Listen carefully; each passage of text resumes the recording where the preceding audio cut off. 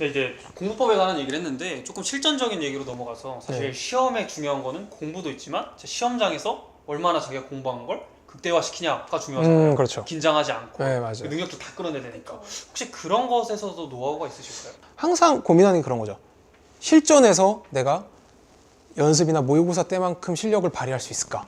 사실 그게 제일 걱정이고 특히 수능이라는 과목은 더 그렇죠. 한 번만 당일날 컨디션이고 진짜 1년을 잘못하면 날려야 되니까 그래서 그런 분들이 되게 많을 겁니다. 실제로. 그래서 그런 분들한테 추천까지는 아니고 저만의 방법을 말씀드릴게요. 그러니까 결과를 너무 신경 쓰지 마세요. 그러니까 이게 항상 사람이 시험 때 긴장하는 게 그러니까 이게 이 시험을 망쳤을 때 어떻게 될지.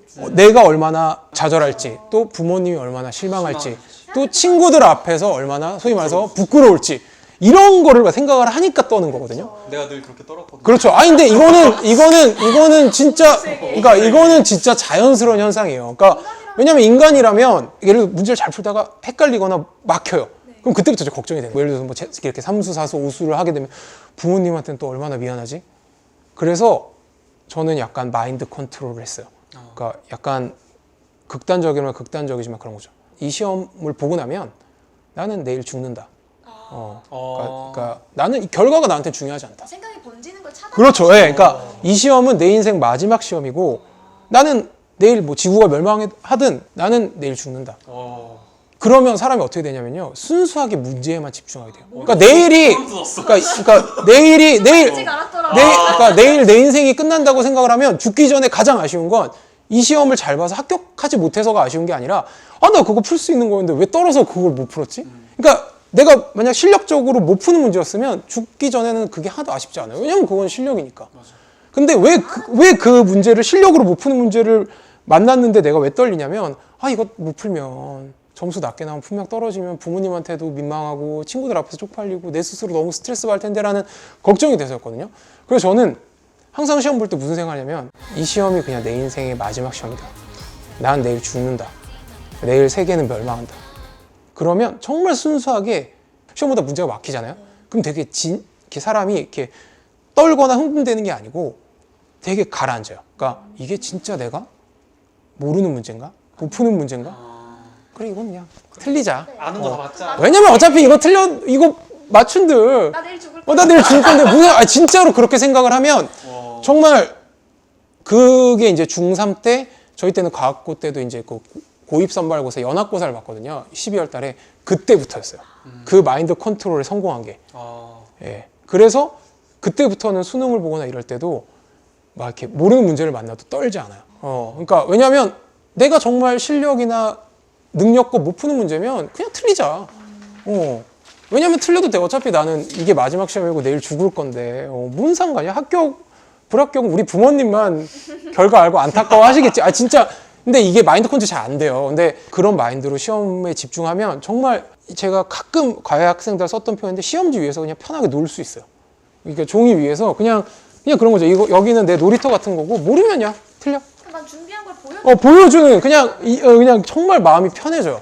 그러니까 오히려 그런 거죠. 사람이 이렇게 다 버리면 그러니까 욕심이 있으니까 이게 사람이 긴장을 하고 떨게 되거든요. 욕심 버리는 거죠. 그냥 됐다. 여기까지 온 것만으로 충분하고 실수만 하지 말자.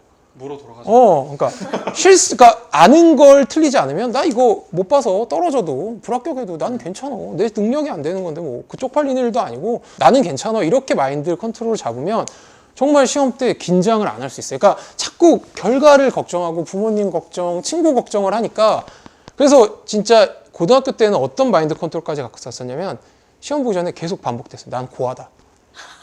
진짜로 되게 극단적이죠. 근데 진짜 효과가 있어요. 진짜 고하다. 있는 거죠? 진짜 그랬어요. 진짜 혼자만의 싸움이. 그러니까 그러면 정말 모든 걸 쏟아붓고 나올 수 있어요. 이게 진짜? 시험에는 정말 떨지 않고 최선을 다할 수 있는데 부작용이 있어요. 뭐냐면 그러니까 저는 그 심정을 조금 알아요. 그래서 그 유명 배우들이 이렇게 어떤 역할에 이렇게 연기를 해서 몰입을 하면 좀 우울하거나 그런 역할에서 빠져나오는데 오래 걸린다 그러잖아요. 막 우울증도 걸리고. 조커도 그렇게 해서. 그죠. 그 히스 레저도 그랬잖아요.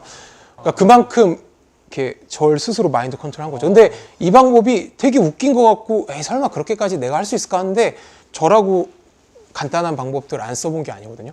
저야말로 제일 걱정이 많았던 사람이에요. 왜냐면 뭐 부모님의 기대도 크고 계속 1등을 해왔기 때문에 주위의 시선도 있고 중학번들. 걱정이 너무 많았는데 제일 효과적이면서도 정말 시험 볼 때는 이것만큼 실수를 안 하는 방법이 없었던 것 같아요. 그래서 저는 이 방법을 그러니까 대신에 이제 그런 우울감이나 이런 게 있죠. 되게 힘들어요. 이것도 빠져나오는 것도 힘들고 속된 말로 약간 수명을 깎아먹는 느낌이긴 하는데 하지만 그런 거죠.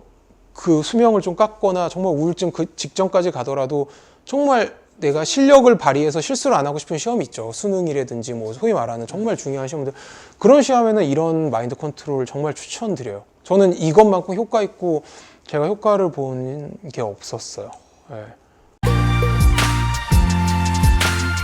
이 영상이 도움이 되셨다면 구독과 좋아요 알림 설정까지 부탁드려요. 여러분 안녕!